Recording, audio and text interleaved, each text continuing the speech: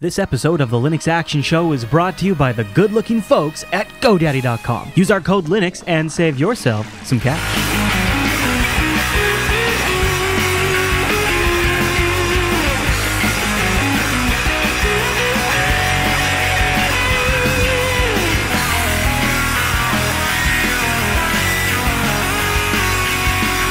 Hi everyone, and welcome to the Linux Action Show, Season 23, Episode 6. My name is Chris. And my name is Matt. Hey there, Matt. Are you ready for a big show this week? I'm ready. Let's rock it. All right, dude. Here's what we got coming up. In the second half of the show, we're going to review openSUSE 12.2, the latest release, fresh off the mirrors, and we're going to dig through it here on this. We've both been running it.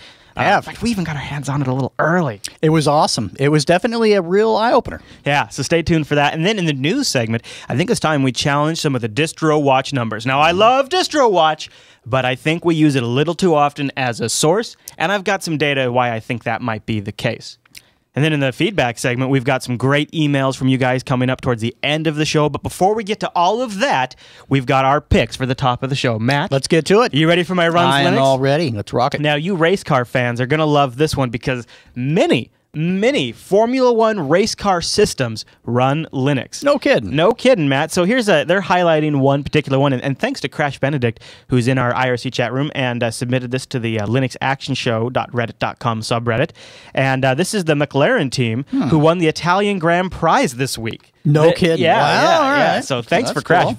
Very timeful submission here. So check this out. The F1 motor racing is probably second only to the aerospace industry in the application of aerodynamic simulation and wind tunnel technology. No, right? That is awesome. It's a testament to the rapid advance of Linux and high-performance computing that most teams in Formula One have been using Linux systems in their aerodynamic and engine workshops for a number of years. On average, they make a change to the car every 20 minutes during the course of a season, and to do that, a simulation is vital in making efficient changes to the car. Back in the factory, McLaren uses computational fluid dynamics analysis running on Linux on SGI Ultrix systems, which are high-performance computers, to simulate the predicted car's behavior.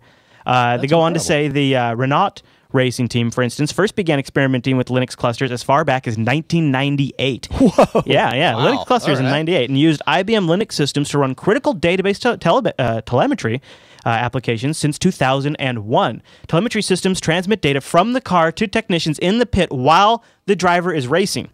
When the car is running, it transmits huge amounts of real-time data on the critical parameters of the engine or the chassis to the ground staff, and this is all running on Linux. The use of Linux for engine and chassis computational analysis has slashed Renault's analysis time by 90%, and in doing so, has ultimately reduced development cost. A simulation operating which did take 3 weeks now only takes 18 hours. Gotta love that. Not only are they running Linux, but it's running effectively for them, and it's producing a great result. How awesome is that? Fantastic. So check that out. And if you want to submit a Runs Linux, I'm always willing to take one from the audience, especially if it's a personal one. Just go over to linuxactionshow.reddit.com and submit that to us. I'd love to feature those. Definitely. Matt, I am very, very excited to cover the Android pick this week. Oh, yeah? It's a treat. But before we get to that, all right, I want to say good morning to the fine folks over at GoDaddy.com.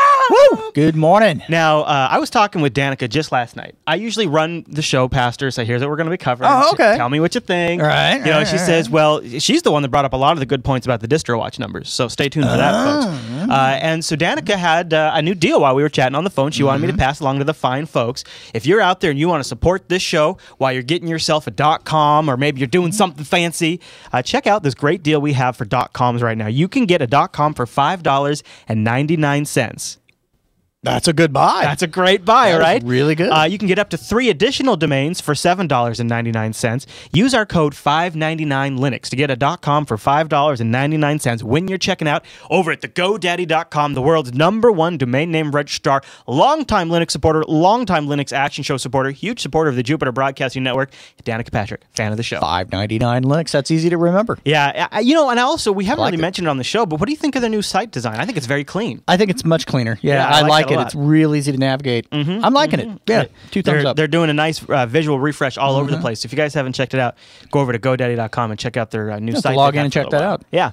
So thank you to GoDaddy, and use our code 599Linux when you check out at GoDaddy to get a .com for $5. All right, Matt. All right. Are you ready for my app pick? Let's hear the app pick. It's, I'll give you a hint. It's called Callisto. Callisto. It's got a cool name. I Yeah, like what that. does that make you think of? Something with astrology or perhaps the ocean. Maybe a moon of a big planet in the solar system. Oh, I was close. A moon, say, of Jupiter. Ooh. Yeah, that's right. Callisto is a new Jupiter broadcasting app for the Android market. like that. Loaded on any Android device you please, as long as you have the Play Store. And you can get our live stream as well as our back catalog, including current and previous shows. And you can also jump in the chat room. You can see the calendar for what shows are coming up. So if you want to tune in live from your phone. Yeah, oh, dude. He's also added, now Not Bryant is in the chat room right now, and he is the developer of this application, and you can see on there he's added, so you can play a previous show, nice. You can look at the schedule, you can jump in the live IRC chat room if you'd like, which is awesome if you're, because you can stream audio and chat from the same device. Oh, no, that's really handy. Which is really I great. like that. And then, of course, you can also contact or donate to the show, which is awesome, right? That's pretty So, good. thank you very much to Not Brian. You can check out Callisto in the Android marketplace, and we'll have to see. Tell him what you think. Test it for him. It's brand new. Check it out. New, and hopefully very soon you guys will tell us what you think.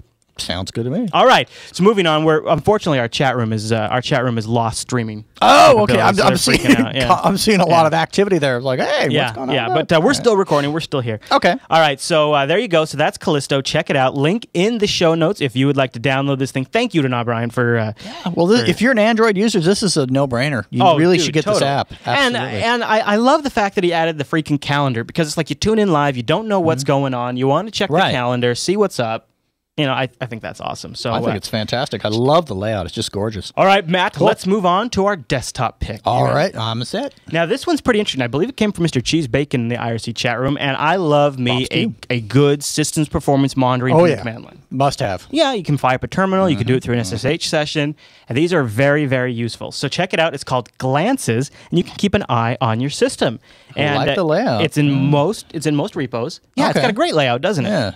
And it shows you in a very nice graphical way your CPU usage, your network usage, your disk I/O usage, which is very handy to know, your different mount information, and it can display them in a lot of different layouts. It's very nice. You just need to have Python on your system, and if you're building it, of course, you'll need to have the make tools to get that done. But it's in the Arch, Fedora, Red Hat, FreeBSD, Gentoo, Ubuntu repos, so pretty much every distribution has a package of it. So, all right, Matt, let's do the news.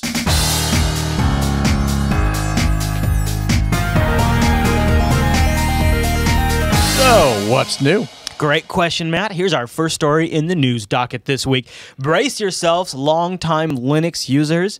The actual release date for Enlightenment E17 is to be announced very soon. Ooh, it's actually going to happen at LinuxCon Europe 2012.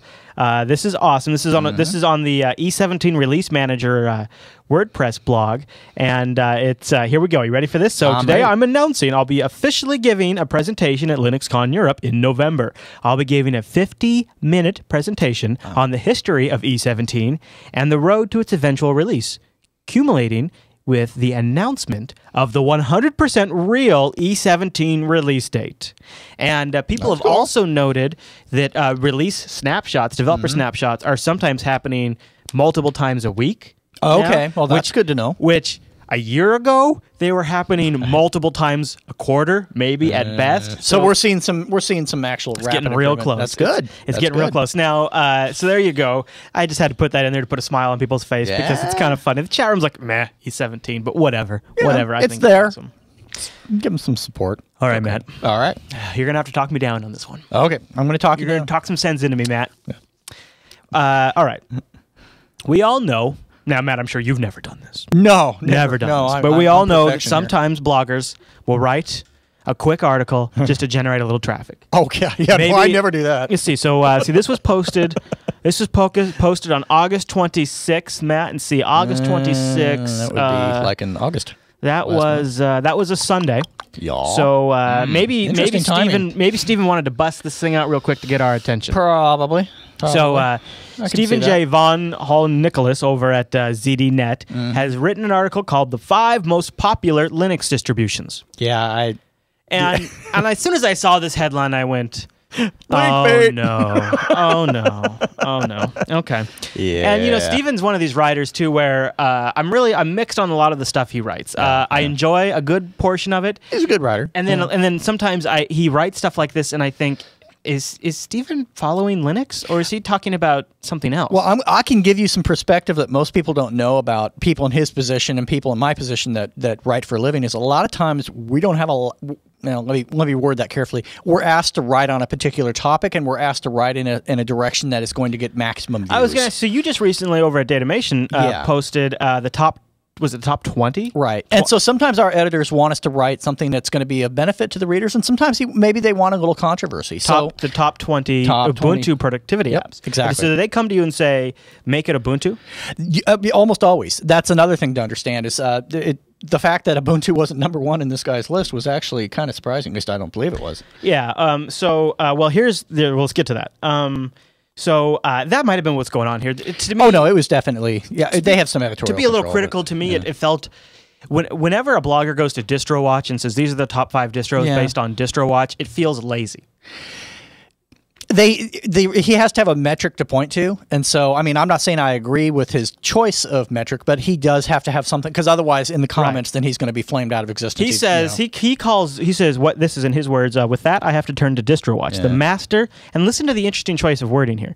The master Linux desktop tracking site for useful desktop Linux use data. The master Linux desktop tracking site for useful desktop Linux use data. And for those not paying attention, that's basically his disclaimer of saying, this is what I'm using for my metric. That's really, I mean, he knows that it's not entirely accurate. That's how I feel too, right? It's a disclaimer. Yeah, exactly. So let's go through the list here. Number 4, Debian. Okay. Number 4, again, okay. Fedora, right? 4 and 4, right? 4 and 4. They both say number 4. Really? Okay. Yeah, okay. So number 5 is Debian. Number 4 is Fedora. There's a little bit of a typo there. Number 3, Ubuntu. Number 2, Mageia. Yeah, a Mandriva spinoff? I mean, really? Number 1, Mint Linux. Okay. So Distrowatch is not only a great resource, but it has been around for a very, very long time. It has. And here's when people look at Distrowatch, and I did a lot of Googling on this just to kind of see what people are saying. Yeah. There's so many threads about Linux Mint surpasses, go Google it, Linux Mint surpasses Ubuntu and all this stuff. Yeah. Here's what you have to realize, folks, is Distrowatch has been around as a resource for years. It is a very highly linked site on the web. Exactly. The more people linking to you juices up your SEO rating. So when you Google for something, if you have a lot of people linking to you, you're one of the top results. Yep. The bulk of Distrowatch's traffic comes from Google searches. And that is why Ubuntu is low on the list. Now, here's what I mean. Here's why whenever I see this stuff, it never rings true for me. Because Jupiter Broadcasting's own web stats show that we have as many Ubuntu visitors. Actually, I take that back. We have more people running Ubuntu that visit jupiterbroadcasting.com than run any other distribution combined by several thousand users. Okay. Every other distribution combined is several thousand users short of the amount of Ubuntu users that visit our site. That's... So and that's an actual hard metric. So I thought, that doesn't really reflect our real world. So then I went out and I looked up what some other sites' numbers are. So Wikipedia, 70 times more Ubuntu traffic than Linux Mint traffic. Exactly. 70x, okay, 70x more traffic from Ubuntu. Let's look at something else though. And no, I don't believe that includes spinoffs. I think that is strictly Ubuntu. No, they're actually separately counting Mint in those stats. Here's really what it comes down to. And I've supplied a visual aid so that people, if they don't want to have to practice this on their own, they just need to watch the video version. Go over to Google. Open Google in 3 separate tabs. Search for Mageia, search for Linux Mint, and search for Ubuntu. And preferably do this in incognito mode so that your results are not skewed. Yeah, because the tweaking. What you get is on Mageia, the second link, the third link is the Distrowatch link. On Linux Mint, the second or third link is the Distrowatch link. When you search for Ubuntu, Distrowatch isn't even on the first page. And the reason for that is Ubuntu's other properties are very, very well established. You have the Ubuntu Wiki, you have the Ubuntu Form, you have the Ubuntu Wikipedia entry. All of these things outweigh Distrowatch's SEO ranking in relation to an Ubuntu search. They've established themselves as an authority. And if you look at the Google search trends, which anyone can do, you can clearly see that the Ubuntu search volume is so much higher than all of the other distributions that they flatline compared to Ubuntu. That's true. And on my own website, when people are looking for help stuff, it's generally coming from Ubuntu. It's not coming from other distros. So, I don't care what distribution's the top dog. All I really care about is that as a community and as a journal, and maybe even for journalists out there, let's stop using Distrowatch as some sort of ranking mechanism, and instead, let's use it as what it really is, a fantastic resource for tracking distribution announcements, releases, and engaging organic inter-distro watch love. Like, for example, if I am a Distrowatch community member and I spend a lot of time on Distrowatch, you can count those clicks pretty reliably because you know I'm checking out those distributions, right? If I'm Linux Mint and I start my Linux Mint start page and I have a link on that start page to my Distrowatch page, that's not as calculable because that skews the number. Exactly. So there's ways. So when you combine ways to game it by setting home pages, or you look at Google SEO rankings, you can't really count on the Distrowatch number as an overall usage of desktop market share. That's right. It's not a metric to measure that. Exactly. But yet we still keep coming back to it. And as you pointed out, it's a great website. It's a fantastic tool and a wonderful resource, but it's not something to measure anything from. And the fact that we see a lot of journalists doing that, especially from folks like Stephen who do know better, I know he does. I imagine there's probably some causality as to why that was linked to. So, if you go to back to your screenshot and look at the results again, you'll notice someone familiar there appearing up in your. Yes, very good. And that's by design. Very good catch. When you search for Linux Mint, there is Stephen's article, 2012's best Linux desktop, Linux Mint 13. So I give him a pass on it and saying there's probably some causality there. There's undoubtedly some back reasoning there. So as long as he's got his disclaimer, which I think could have been a little clearer. Whatever. Now you could argue maybe Distrowatch shows popularity trends. Yeah. So it doesn't. So Chris. It doesn't show installed base. It shows that Unity has pissed a bunch of people off and they're switching to Linux Mint. Yeah. Well, that's actually not true either, because if you look at this, let's go back to Wikipedia, which I think is a good resource for people that would be running Linux. It would be. It's a savvier audience. Sure. In October of 2011, there was 16 million hits from Ubuntu. Right. There was 556,000 hits from Linux Mint. In December of 2011. There were 23 million hits from Ubuntu. There was 624,000 from Linux Mint. Oh, there you go. Now, while that's a healthy 68,000 hit increase for Linux Mint, it's a 13 million user increase for Ubuntu. That's true. In the same time period. So you may have some bleed off there. Maybe some folks that started off on Ubuntu that then jumped ship to Mint, or something along that line. But it definitely 29. reflects the fact that the numbers that we're being told are not necessarily as accurate coming from non-Wikipedia sites. Chat room points out that I said 23 million. It's actually 29 million for Ubuntu. It's 20-something. So the trends also indicate that Ubuntu usage is up, and our web stats back that up as well.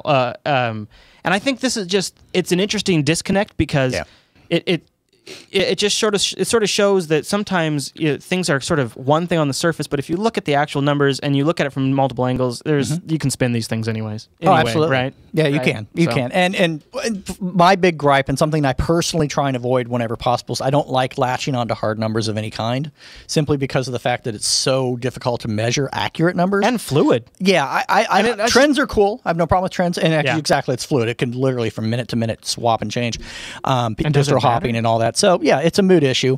But long story short, I really, really would have liked to have seen him offer a clear disclaimer on Distrowatch. I'm really disappointed with that. But, And I feel like I could dig into him for it, because I kind of feel like it's also showing just an overall disconnect with the... there's such a huge disparity, and it's not just I'm not name dropping here, but I've talked to other website operators who also have said the same exact thing in Ubuntu stats. Or here's another example: when Brian was selling, when Brian sells Radical Breeze software, Brian has said to me privately off air that, and I've got the documents to prove it. No, I'm kidding. A little pre-show joke. That he could literally discontinue every other distribution's version of his applications, and he would almost have zero drop in revenue difference because the Ubuntu purchases make up such a significant portion of his overall sales. Exactly. And I don't know. We'll just leave it at that. I'm not trying to really build a soapbox case here. No. It's just about whatever, if XYZ distro is, in fact, more popular, then that needs to be reflected accurately. And I think, what it is I'm getting a little sick and tired of basically the fanboys living in this fantasy world where all distributions are created equal. Sort of Miguel's rant got me on this because Miguel's logic was in order for Linux desktop to be successful, all distributions need to be successful. And to sort of like stoke the flames and claim there's some sort of competition here actually just kind of fragments things a little bit. It does. And it's a nonsense argument.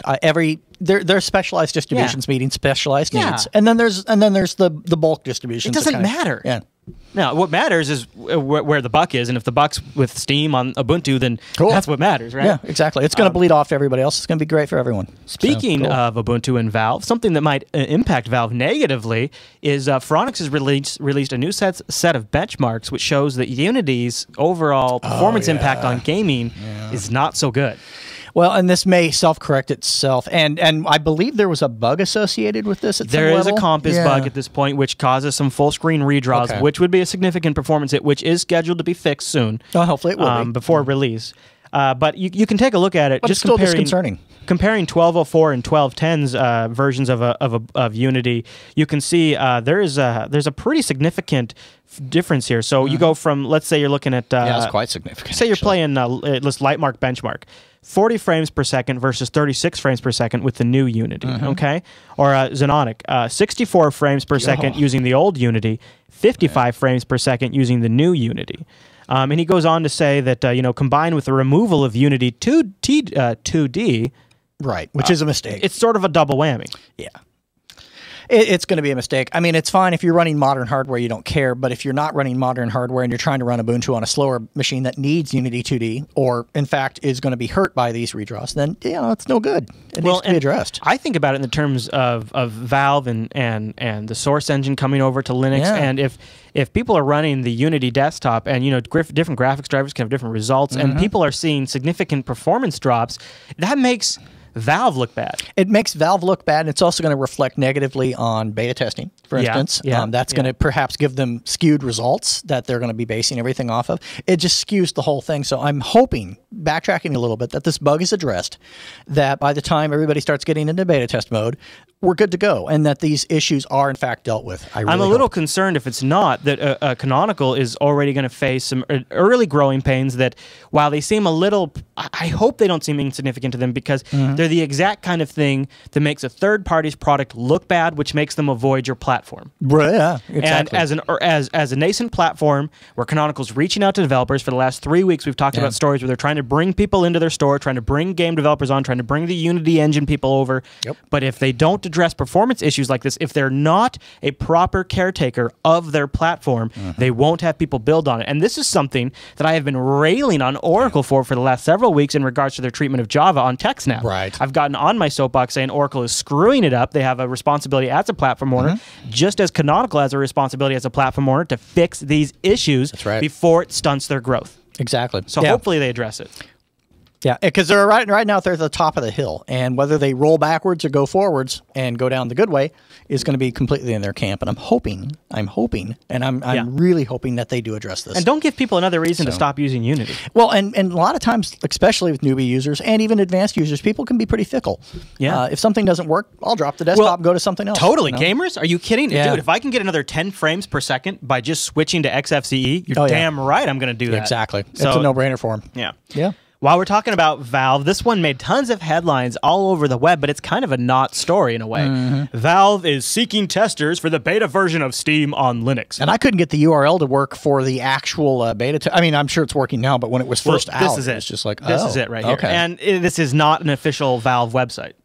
All as it is an article pointing out that Valve has mentioned, at this time, we are collecting interested persons for possible inclusion in an external beta in the future. If you have expressed interest in a comment or via an email, you are on that list. Nothing more is needed. What? That's all you couldn't get to. Oh, okay. So there's some information. They're already watching. Combined with there is an open source Steam database that keeps track of all the different applications and states of stuff in the Steam store. They now see an entry in there for the Steam Linux beta client. Ooh. It's now like it's being worked into the back end. Yeah, this is very exciting. Back end changes are being made to the Steam store to support Linux, which is awesome. Here's my plea. All right. Valve, put Chris and Matt on that beta list. We Yes. will test it. We want this to be good. We can be quiet. We can keep our mouth shut if you need us to, but let us test this for you. Don't let it go out without us seeing it. We'll help you. Exactly. We'll make it work We've good. got the will. We've got the hardware. We can make this happen. And we're picky bastards. We're very picky. So, if you want a quality product, you talk to us. Exactly. Yeah. Well, You bet. for free. For Oh, free. yeah, For free. we won't- I mean, we won't normally charge we you. would charge, Yeah. but for free. Just get us in that beta. All right, so next story. While our last Valve thing, I love that we can just talk about this stuff now because Yeah. it's so germane to what the show covers.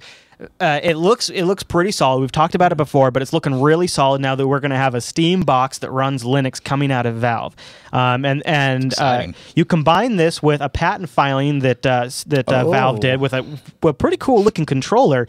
And they in the patent they talk about really good buttons and stuff like that. So that's awesome. They've also posted an industrial design position for a hardware industrial design world-class group of electrical, mechanical, and software engineers. They've got some job postings up now. This is getting to be really interesting. Yeah. And they were looking for 6+ years of professional experience shipping world-class high-tech hardware products. And confidence with 2D and 3D design visual tools, and effective articulate design communications and decision-making skills. And talk about a job that's going to look really cool on a resume. I mean, whoa. No kidding. Talk about an amazing opportunity for a Linux fan. To work at Valve, making a Valve. I mean, even if it wasn't like a blowout product, I mean, just what an exciting company to work for, and what an exciting product to work on.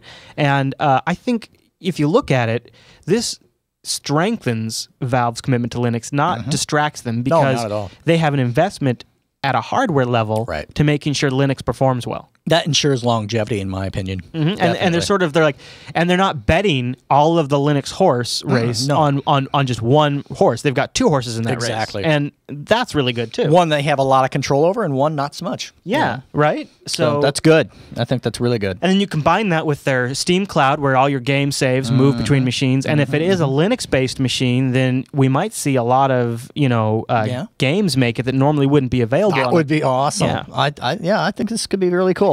And as Nathan Gnu in the chat room asks, is that Steam box going to run Ubuntu? Wouldn't you think? I would assume so. If they're doing all this got all R&D? that effort going into that direction, it would make sense to enjoy the benefits of it.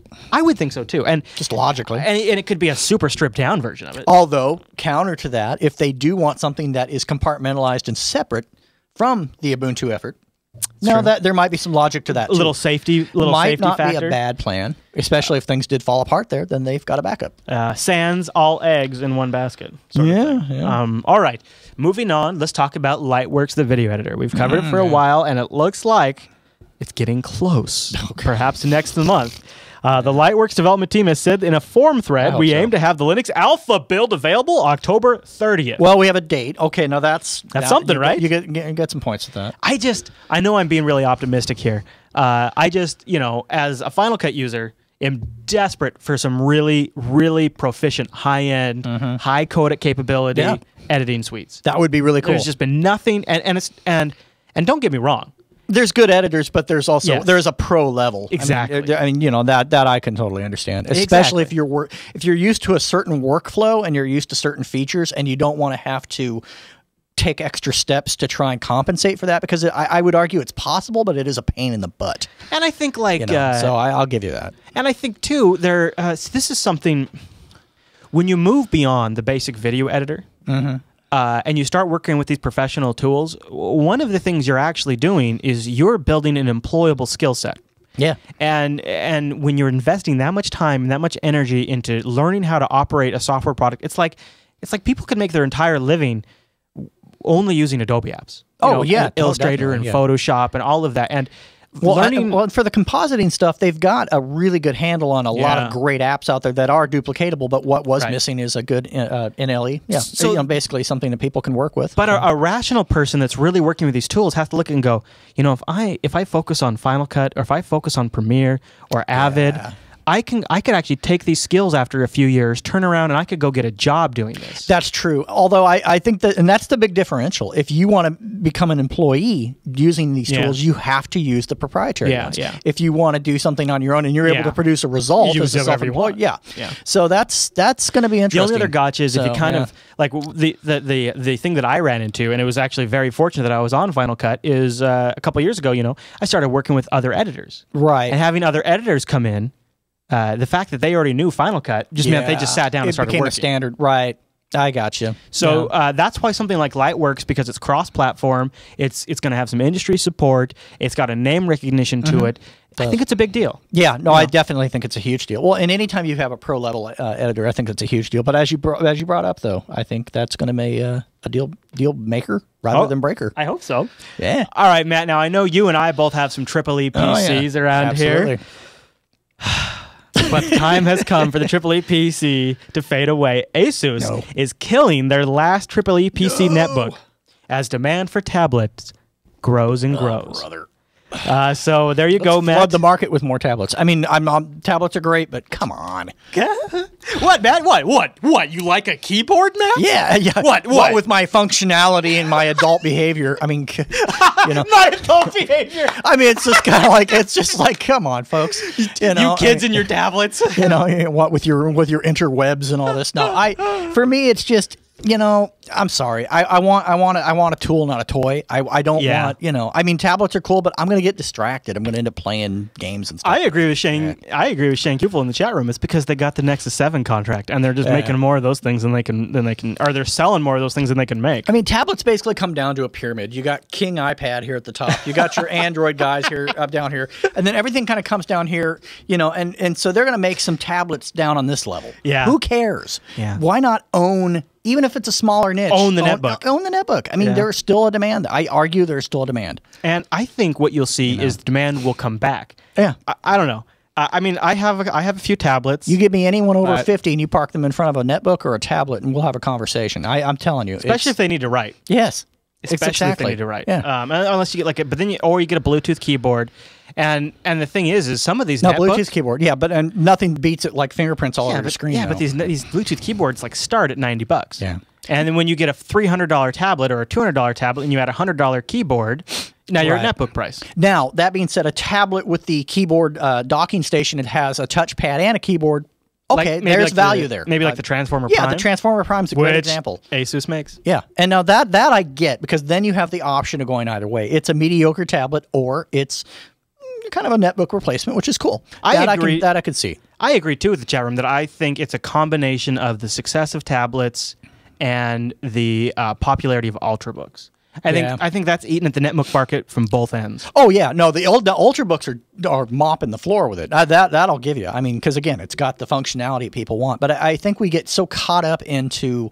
It's like when you see Facebook stuff on products such as deodorant. I'm not going to go and follow Old Spice. Well, the commercials are funny, but I don't care. Unless I'm getting something from it. It's the same thing. Why are we embracing this tablet stuff so heavily, blindly? When it comes down to a top tier. You're going up here. Otherwise, you don't care. Yeah, I think it's really what it is. I think things are still going to settle. I think tablets aren't so much a fad, but I think they're being overused. Yeah, no, they're being overused, and they have value. And I think your top Android tablets and your iPad and whatever are going to do well. But everything else is just it's companies flailing, trying to remain relevant.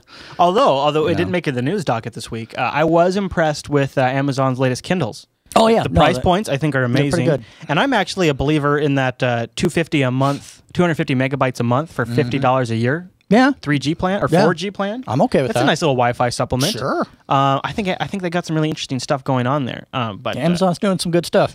Not too big on their browser, but all right. Well, before we get out of tablets, I kind of just squeezed this one in, and we'll go through it quick since it's more of a visual thing, and I don't want to make you audio listeners suffer. But Canonical commissioned a designer to come up with tablet UI mock-ups for Unity. Oh, okay. And now this tablet is sort of a non-existent tablet, but it shows us how they would adapt the Unity UI to a tablet form factor, and kind of lensy feeling, a little bit of cover flow action going on there. But, so here's an example of like a screen that's just that part I'm not too down with. I don't quite know what it. Yeah, I don't quite know what it does. It looks like a it's kind of blocky. Overall, I actually think this looks pretty slick. I think it actually does look pretty good. Yeah, with the exception of that one image that looked like kind of a black and white basic imagery. The rest of it looks pretty attractive. You got some cover flow looking stuff. You got some Ubuntu Lindsay looking kind of action going. I think it works pretty well. So it looks it's attractive. We'll see if we can ever get this on anything though. But so cool. It's interesting to see what Canonical's thinking about. But what I find interesting here is how they're not just taking Unity and just saying, here, put it on the screen. There you go. It's definitely customized. It does not look, for the audio listeners, it does not look stock at all. No, it doesn't look like it looks almost, dare I say, almost Apple-like. I don't know. I'd say WebOS. It looks very WebOS. So? Okay. Oh, well, I'm talking about the cover flow specifically. Oh, yeah. I hate cover flow. Yeah, but that's kind of, and it's not cover flow specifically, but it kind of had that feel to it. The rest of it, yes, I would say it's WebOS, certainly. You zoom out and instead of having one row of cards, you get rows and rows and rows. It does not remind me of Unity, though. I mean, just visually, I don't see it. There's just a couple of spots for me. Okay. That, the one screen where there's that I kind of see it there. But other than that, and the image below the one you're looking at now looks like one laptop per child. Or just to me. Or Metro without all the colors and yeah, it's like if someone sucked all the color out of the Metro interface of Windows 8, there you go. Yeah. That's what that one particular screen looked like. The rest of it was attractive and very visual, though. Yeah. All right, the last two stories before we're all done for the day. I just want to give a shout out. The first issue of the new GIMP magazine has been released, right? Woo! This is really neat. And I love it. And you look through, they've got some great examples, and it's available as a digital download. Yeah. And PDF and all. You get examples of people's work, how they've done them, some tips and instructions. GIMP is... it's well done. This is exactly what they needed to do, really, to show people... How are others using GIMP? What can I do with GIMP? Right. What's GIMP capable of? And this is so perfect for that. This is a great... Now, will it be successful? I'm not so sure. But it is an awesome way to illustrate what GIMP is capable of. It's distributed as Creative Commons, which is just totally awesome. Go over to gimpmagazine.org and go grab issue 1. That way you can claim you got the very And first you can issue. read it on the web, or you can download it to PDF and put it on your Kindle or whatever you want to do with it. Well, it's about fracking time. As our buddy over at Linux Gamecast stated. Yeah. That Disaspora? Disaspora? I'm going to say Disaspora. Not Diaspora, right? Not Diaspora. It's different, and it's got a very BSG feel to it. It is a BSG game, man. Now, were you a Battlestar Galactica viewer? I was not only religiously involved in the original, but I also really dug it was a remake as well. Yeah, same. Big time. I love the original, and I liked the remake until they jumped ahead 2 years. And then they kind of went all over the map on that, but anyways, this though is you take the best part about Battlestar Galactica, the space combat, and you make a video game out of it. It's awesome. And I believe there is you can find instructions for getting it loaded on your machine. You need to have a Core 2 Duo or i3, 2 gigs of memory. You need to support OpenGL 3. Okay. Which means that might hinder a few folks. Might limit a few of the Intels. I'm not sure. And you need to have 3 gigs of space, and then. If you have comfortable resources, I think you'll be okay. If you have a reasonably new computer, yeah, I agree. So, gosh, this. But it's gorgeous and it's worth it. And if you don't have one, now's the time to get it to play this game. So, very very nice looking video game. And if you guys want a good space shooter, it's got Linux love. It's just gorgeous for what it is. It's just wow. And we have a link to the Linux Gamecast website, which has the video of the trailer and also instructions to get it loaded on your machine. I am so playing this when I get home. Totally. Oh, yeah. All right, Matt. Well, that's all the news for this week. Well, Matt, it is distribution review season, and the first one up this season is openSUSE 12.2. And thankfully, we got our hands on it as soon as the Gold Master was frozen, and we've been running it for a little over a week. It was great. He gives me these DVDs, and I'm good to go. I've got 2 options to work with. I got it installed. It's good stuff. So you and I both got a chance to play with the GNOME edition of openSUSE 12.2 and the KDE edition. Yep. And I think we both landed on sticking with the KDE for the primary bulk of our review. I actually went back and forth. It depended on what machine, because I ran it on 2 different computers, and depending on the resources available, and the screen real estate, and but KDE was definitely the more visually attractive. So sure. I agree. So let's get into that. So 12.2, here's a few of the deets for those of you who don't know yet. It ships with KDE 3.84, which you might be hip to the fact that it's not the latest, and we'll get to that in just a little bit. It also uses kernel 3.4, which has one of the nice things is it has a new version of the disk I/O subsystem. So it's very fast disk I/O, which helps get around file system blocks, so you can keep going. It also has GNOME 3.4, Xfce 4.10, and the GrubTube bootloader, which I think Matt's going to have some thoughts on. Some thoughts. As well as Xorg 1.12, which introduces support for multi-touch. I always love how openSUSE does a very, very good job. These guys are... nobody releases a distro like openSUSE. Not even Canonical, not Red Hat, nobody. These guys have been doing it for so long, and they really, really know how to do it. The Gold Master is frozen. They get it out to all of the mirrors. That way people have great download experiences.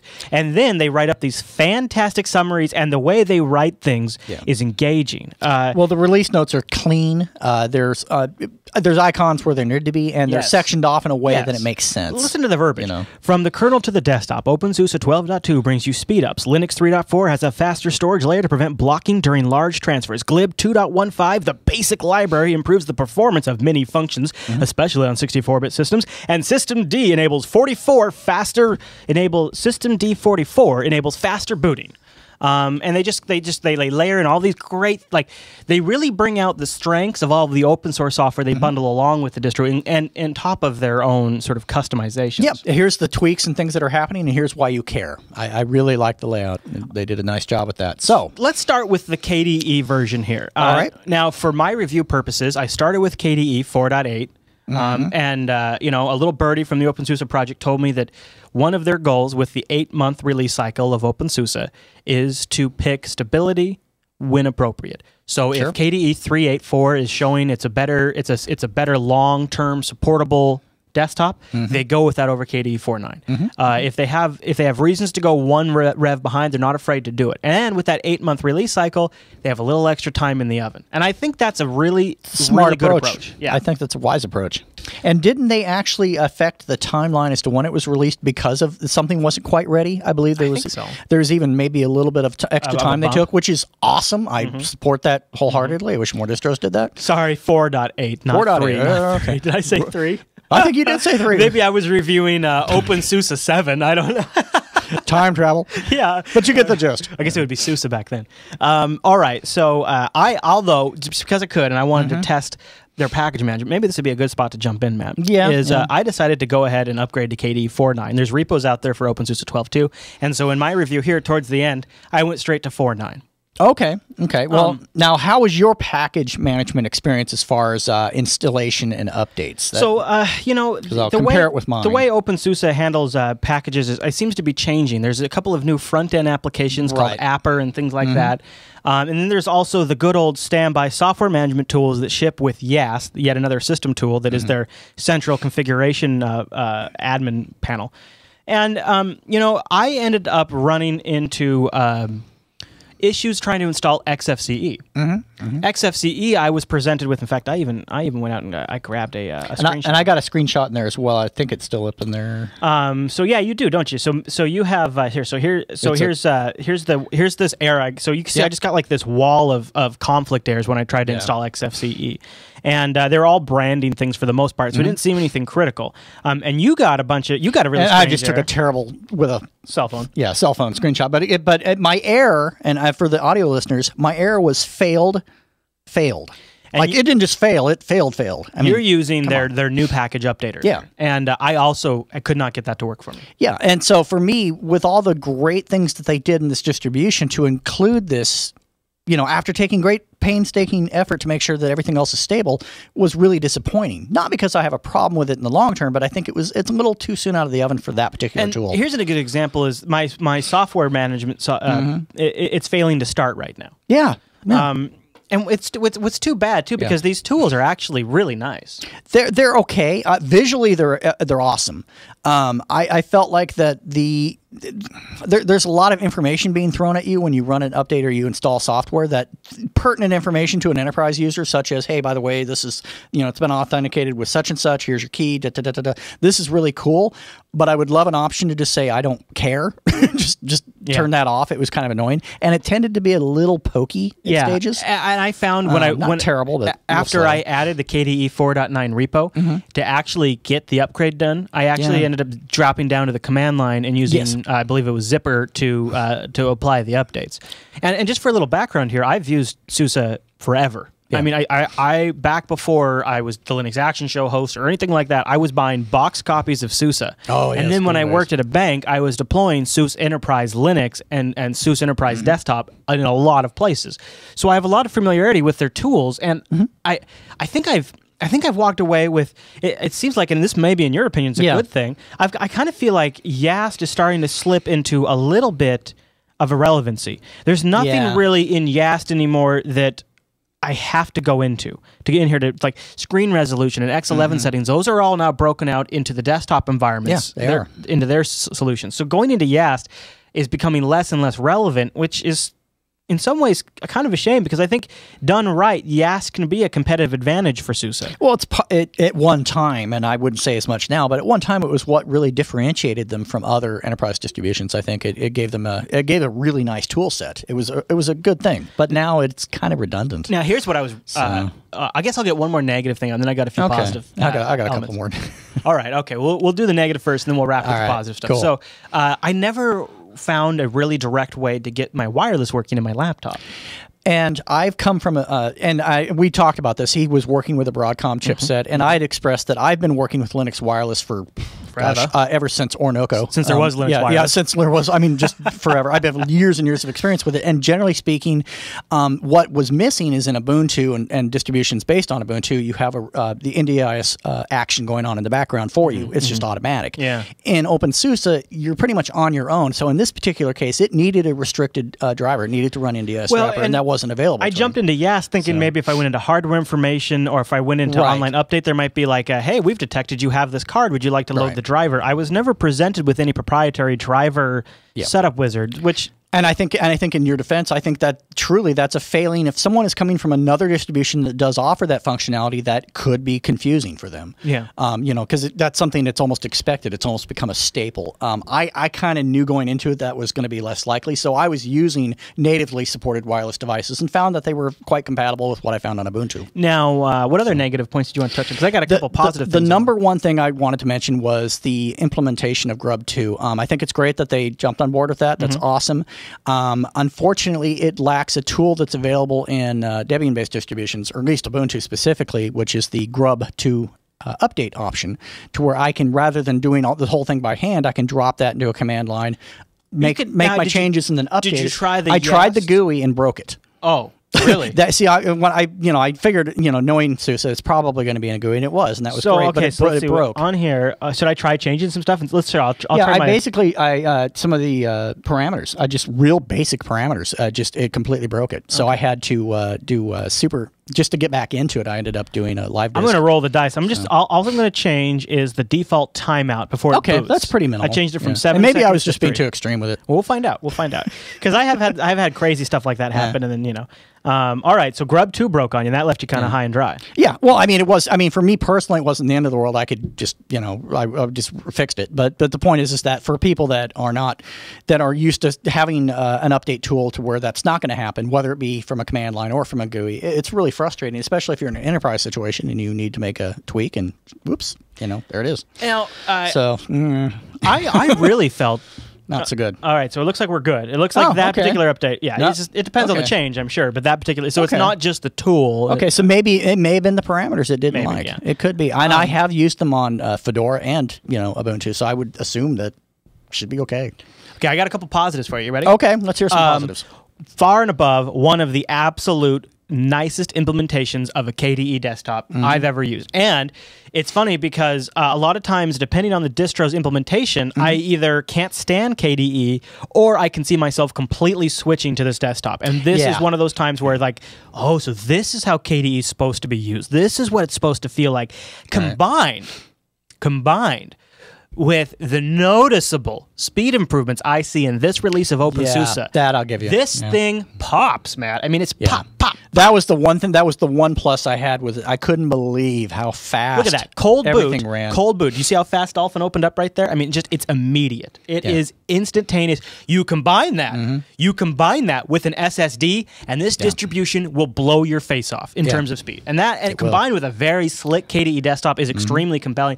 And their theme, again, openSUSE, masters of this. From the live CD to the Grub bootloader to the installer theme to the login screen to the end product, everything looks like it's cohesively designed and meant to work together. I would definitely say for KDE-based desktops, it's the most attractive I've ever seen. I was shocked at how fast and responsive everything was, and I was also really happy to see how quickly things booted up. And the one thing that absolutely just made me do a jig when I was installing this was the suggestion that, hey, would you like a dedicated home directory?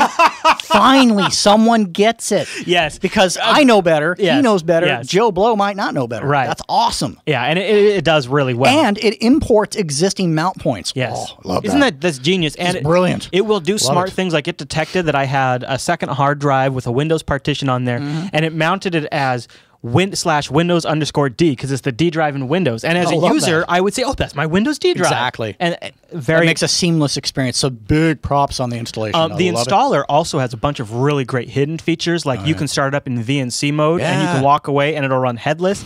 And then from another machine, you can connect VNC into the installer GUI and run through the SUSE installer. Exactly. I've used that for remote deployments. It's very nice.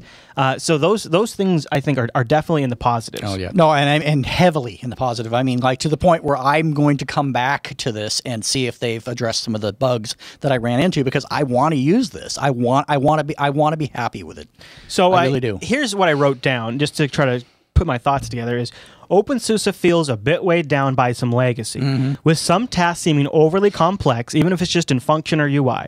And yes, could once be defined as a definitive tool for use of any type of system change, from your X11 resolution to package updates. But today, more and more functionality is leaving YAST as the desktop start to integrate that directly into the DE. I would say this leaves a powerhouse tool feeling slightly less functional, and now I'm not so sure why I would go in there. And while I would say overall, my too long did not read summary of openSUSE 12.2 is, it looks like a race car, it drives like a race car, but when you open the hood, you discover it's sitting on top of a semi-truck engine with all of the good and bad things that come along with that. Running diesel. Yeah, exactly. Yeah. I would agree with that completely. And I think the end result is openSUSE has a bit of a mixed message, because I don't see openSUSE as a contender in the server rack. You know, when you compare it against Red Hat Enterprise Linux or CentOS or Ubuntu long-term support, I don't really think openSUSE is a contender in there. And on top of that, openSUSE is loaded with desktop goodies, so it doesn't really seem like a good fit.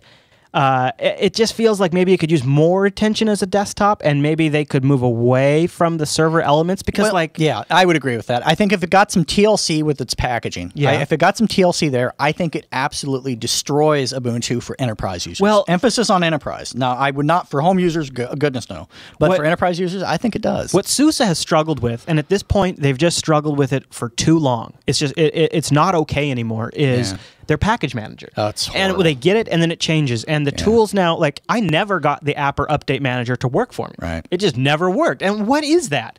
And there's these little things that don't make it great for the desktop experience. Like, why can't a regular user type ifconfig? Right.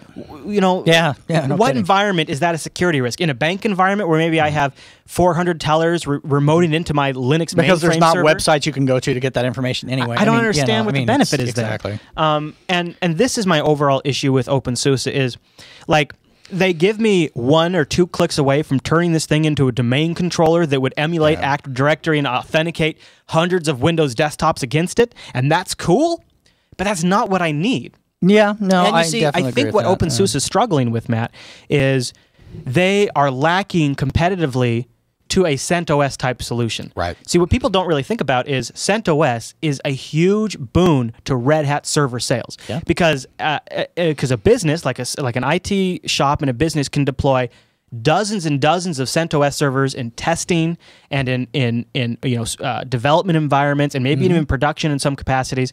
And then when they're ready to move up to a supported platform, Everything is binary compatible. Every script can run on CentOS or Red Hat Enterprise Server. Yeah. Everything moves. There is zero transition cost from CentOS to Red Hat Enterprise with a support contract. That's pretty seamless. Or look at Ubuntu. You get Ubuntu long-term support. I can download 1204 like any of you can, and then if I get to a certain point where I'm in production and I want support, I can call up Canonical and I establish a support contract. The thing is SUSE Enterprise Linux doesn't have a CentOS-like option. They have openSUSE. So I feel like the openSUSE camp feels like they have to kind of keep an eye on servers so that way people can kind of have a CentOS-like alternative. But it doesn't seem like a practical use case for openSUSE. I think in the long run at this point, because, you know, for Linux distributions to be in the marketplace like that, they have to differentiate themselves. And I don't see them doing real well in the server space on that. So I think, honestly, let's look at their strong points. They do a really nice desktop.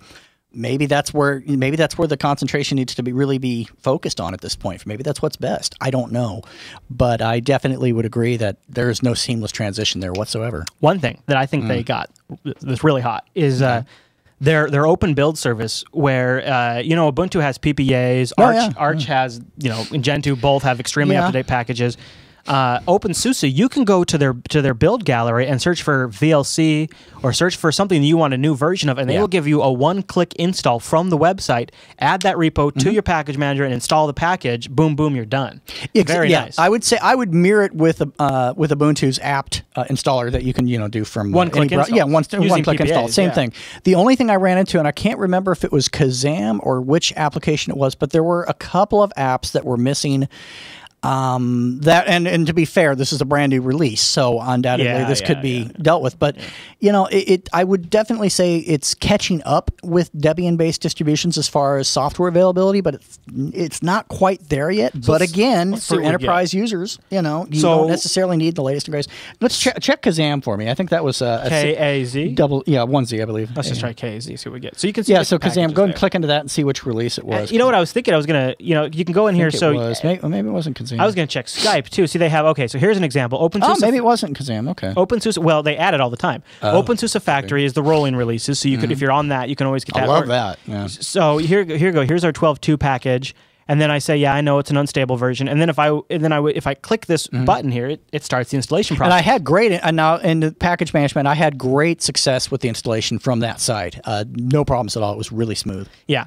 I'm just kind of going through any last comments from the chat room. Okay.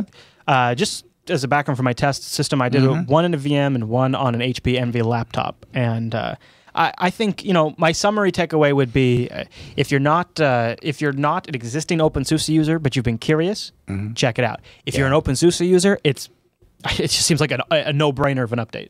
Well, I heard from one openSUSE user that was excited for it, but found it not to be as stable as the release they were previously, and so as a fan, they opted to wait. I really haven't. And that's that might be right for some people. I don't know about. I really haven't had any stability issues. I mean, I've only used it for neither have I. Week, I mean, I had a couple of software installation issues, but so that was one report, and I can't verify it or say otherwise. But some people might want to maybe keep checking back, see what they got going on.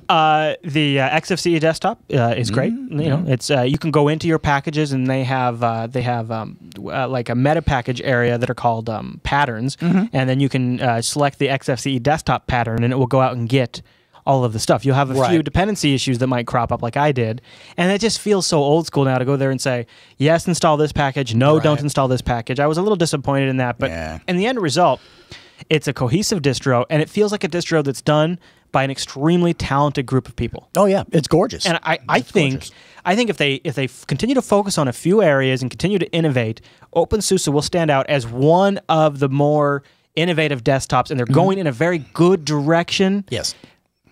Just not quite the solution for me yet. Yeah, just need to address a few of those issues. I'm going to be checking back into it just simply because they can get the package management stuff dealt with. I'm excited to see it work. I love the speed. And if you want great speed, you want good hardware support, you want good solid KDE desktop implementation, you've got to go check out openSUSE 12.2. You bet. All right, Matt. Well, that's the Linux Action Show's look at the Great Lizard.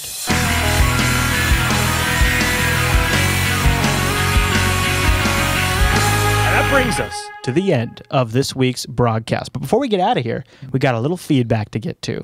And also, we should say thank you to the great folks over at System76 who helped bring you this show. Huge thank you. Now, System76 does have a special deal right now. You can get a free upgrade to a 750 gigabyte hard drive, or go with the one I do, 500 gigabyte hybrid hard drive. Nice, right? Nice. Thank you to System76. They sent us their Wild Dog machine, right? We checked that thing out. We love the Wild Dog. Loving it. And we also have a long history with 76. We do. It's great. Not only is the Wild Dog Performance our current machine of love, but both Matt and I realized that we go back to at least 2008 with System 76. Yeah, this is my first notebook with them that I purchased back in 2008, which I'm still using today as if it was brand new. Nothing has changed. Everything's still working great. Right. And I tell you, if you look at the next image to your right there, you can see what they sent me. And I love the fact that everything you need to know is right there on one piece of paper to the lower right. Right. Yeah, that Just is bam. nice. Here's what and a letter thanking you. Yeah, and, it's personal.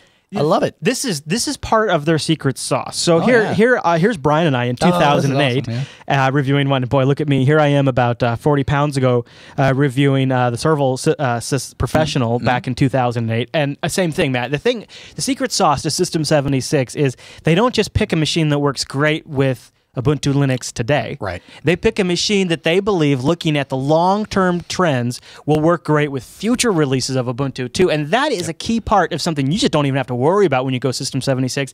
It's integrated experience, and it lasts and lasts and lasts. Both of us have rigs from 2008 that we still use today, and their new systems are great too. So go over to System 76 and check them out. It's awesome to have a Linux-loving company sponsor Linux Action Show, and I'd love it if you guys got your machines Support them because they're supporting you.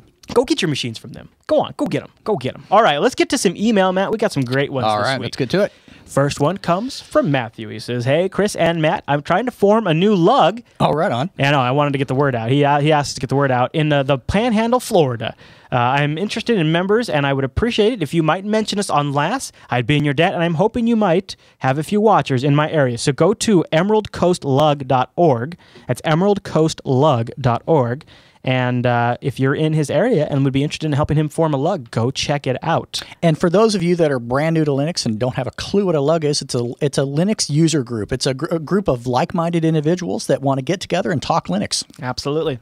Nicholas writes in and says, "Hey guys, I was wondering how you do your reviews on distros. Do you follow a certain script, like try word processing, then try web browsing?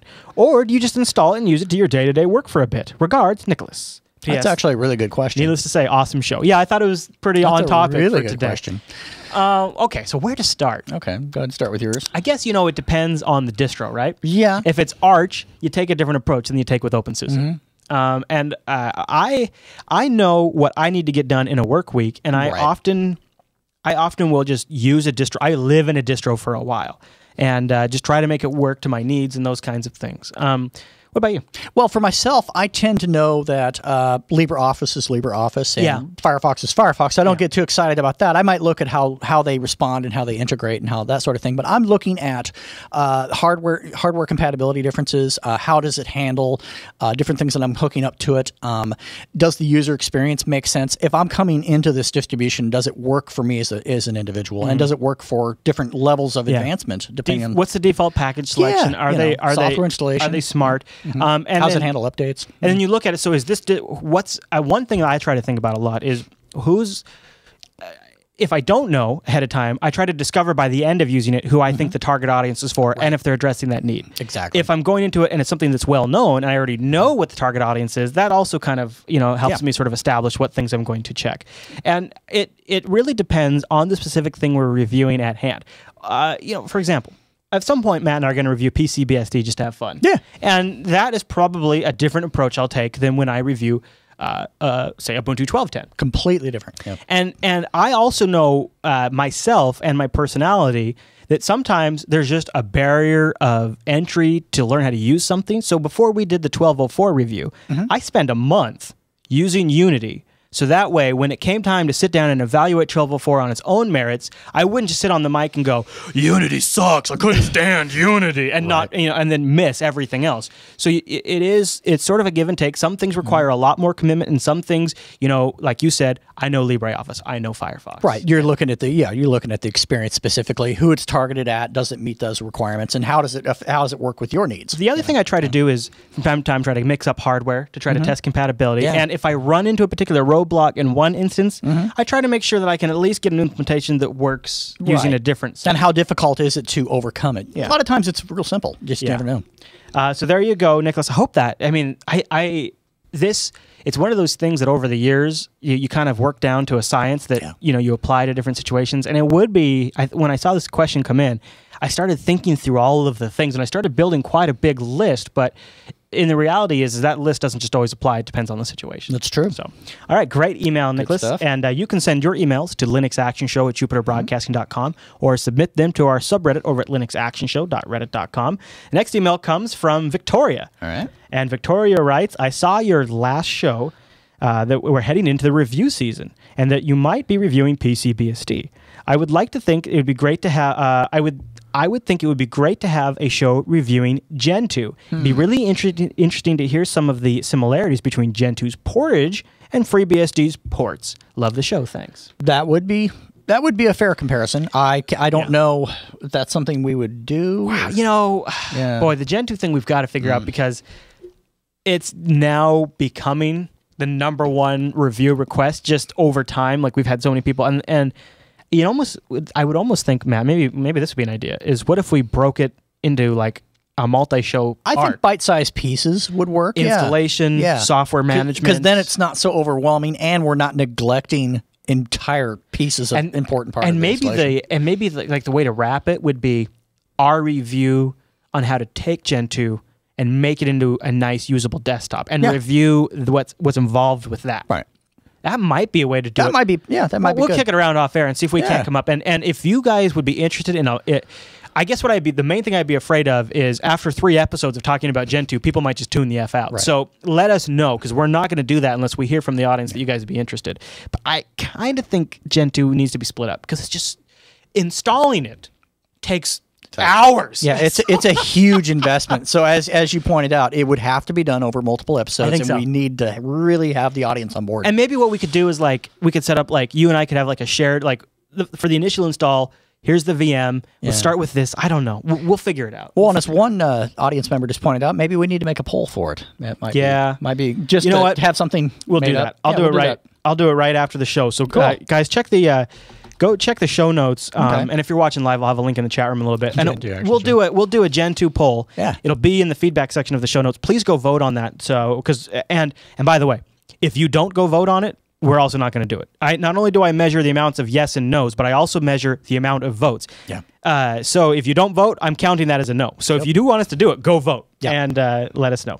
All right, Matt. The last email comes in from. Boy, you have a guess on the pronunciation of that name? I'm going to take a stab at this, and I'm going to say Jassim. Jassim, okay. Jassim. I believe, and the J may be silent, but I think you might be right. It says, "Hey guys, great job on the awesome podcast that make my daily commute not only enjoyable but quite informative as well. That's awesome. I practically listen to all of your shows. I even started listening to Unfilter recently, even though I'm not into American politics much now. Fair enough. It is sometimes a little. But it's good. It's cool to explore new things. It's a little USA heavy sometimes. Yeah. But I'm working on that." He says, "My favorite podcast, of course, is the Linux Action Show, but I listen to it without skipping a single episode." Well, good man. Well, that's awesome. As an appreciation for your effort, as is long overdue, I decided to support Jupiter Broadcasting directly via the Amazon subscription. Awesome. I was surprised that there's only a $7 a month option. I actually wanted to support more. Is there a way I can do that?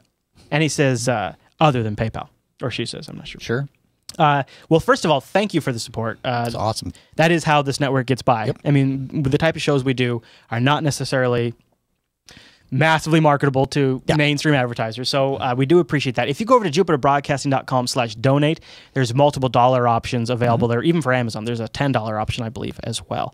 And then on PayPal, you can do some preset options or a custom amount. So thank you. Appreciate thank you for the doing support. That. Yeah, great. Very much so. Now, Matt, we've gotten several emails into the show that were all marked as private. So I haven't read them on the show. Okay. However, do we have it in here?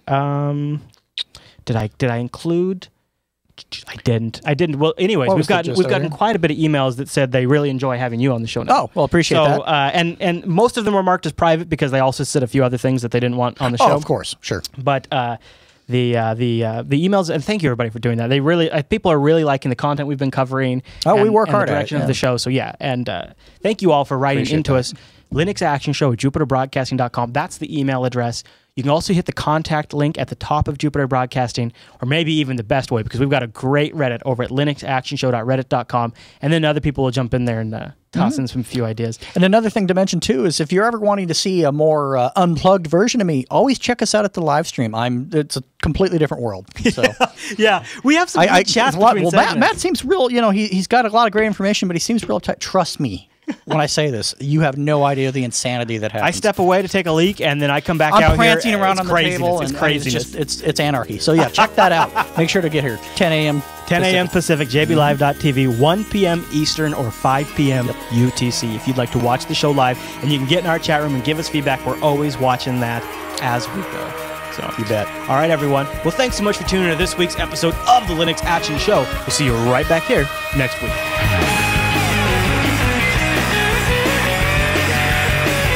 I feel like that first segment was a little crap. I was terrible bad, but that's all right. First segment and last is not always usually the strongest because it takes a segment to wake up. If we were really smart, we'd record the last segment first because that's, that wouldn't be confusing. And then we would record the first segment last. Hello.